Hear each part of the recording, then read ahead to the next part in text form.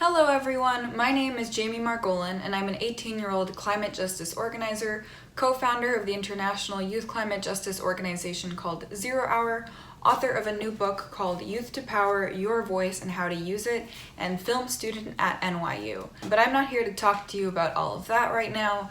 I'm here to share a little bit of Jewish wisdom with you guys. Now, one of the guiding Jewish pillars and principles that has really been what I go back to and think about and try to live out in the work that I do is Tikkun Olam. And I know that sounds very basic, and that is something that that I feel like a lot of people say, oh yes, like what's your favorite Jewish value? Oh, Tikkun Olam, like that. And I feel like that's something that a lot of people say because it means to repair the world.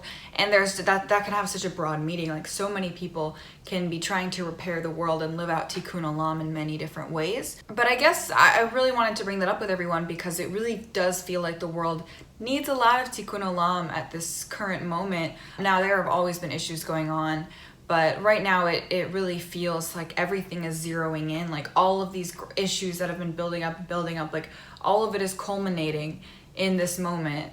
And everyone's like, oh, 2020 is the worst year, 2020 sucks. It's not about the year, it's that all of these systems of injustice and the climate crisis and things that have been building up for a long time are now really coming to a head, and we're really paying attention to them now. And then there's also the COVID crisis, which is a result of our failure to properly interact with nature and our environment. So there's all these issues happening, which means the world really needs some Tikkun Olam. We're seeing right now with the hurricanes and with the wildfires and the smoke and all of this destruction, what can we do? Because it can be easy to fall into a path of despair. It can be easy to fall into thinking that your voice doesn't matter, that what is my voice going to do? What is my action going to do if California is on fire in 120 degrees, if there's all these hurricanes, if there's this massive global pandemic? Like, might as well just sit back and let the world burn. Like, what's the point?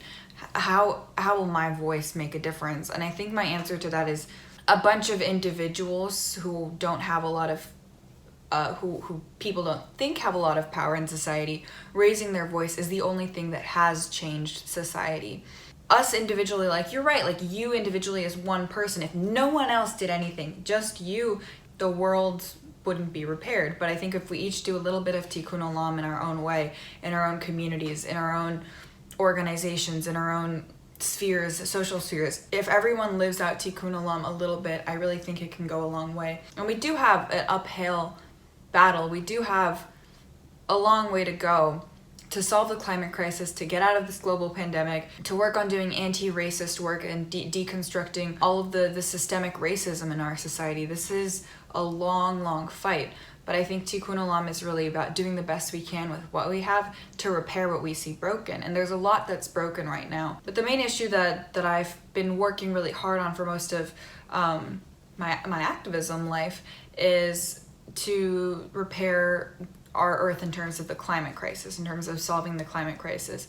So when I was 14 years old, after the outcomes of the 2016 election was not the way I wanted it to go, I started to get involved in my local community of Seattle, organizing, mobilizing, doing everything I could to get people out, to get politicians to do something on the climate crisis. And I joined a lawsuit suing my state government, saying that we as young people have a constitutional right to life, liberty, and the pursuit of happiness.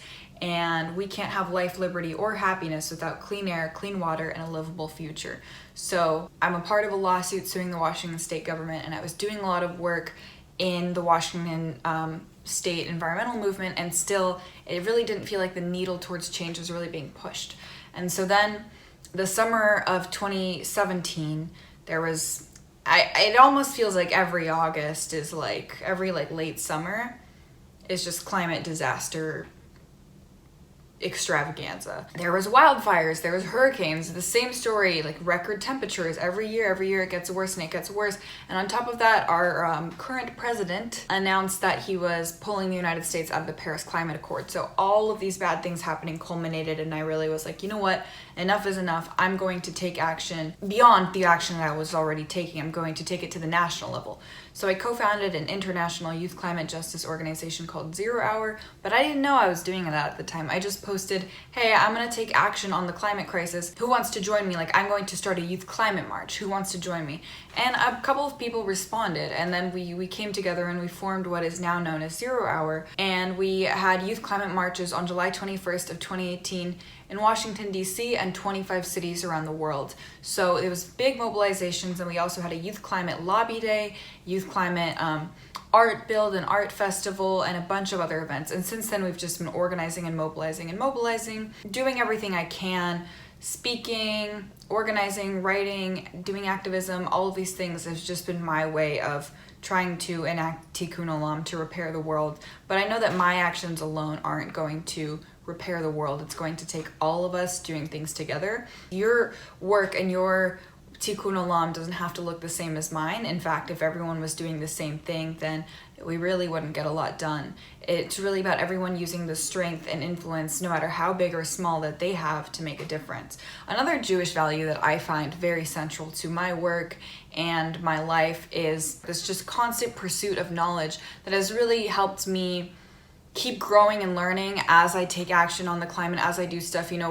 As our enemies get stronger, we have to get stronger too. As the fossil fuel industry continues to learn more ways that they can dig and damage, we have to learn more ways that we can stop them and that we can take action.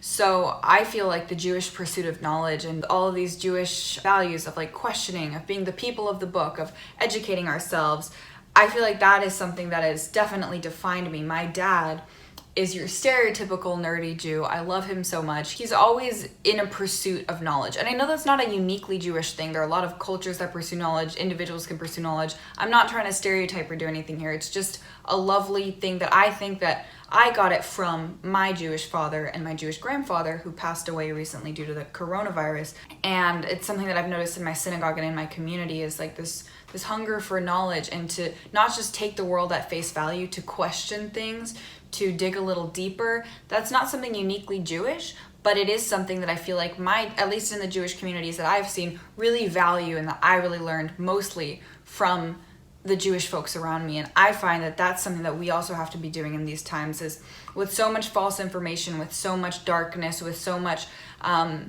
lies and all of these things happening, and constant information being thrown at us. We really have to process and be inquisitive and question and constantly seek knowledge. Right now is a time where we're learning and unlearning a lot of things. And right now is the time that we really have to be on a quest for knowledge more than ever before. If you want to stay in touch with me, you can follow me on social media at Jamie_S_Margolin on Instagram, or Jamie_Margolin on Twitter, or just Jamie Margolin on any social media platform. If you want to read more about how you can take action and be an organizer, or take action on a cause that you care about, you can order my new book, Youth to Power, Your Voice and How to Use It, at www.youthtopowerbook.com. Type in Youth to Power in Audible or your favorite audiobook listening platform. Goodbye, everyone, and thank you so much for having me.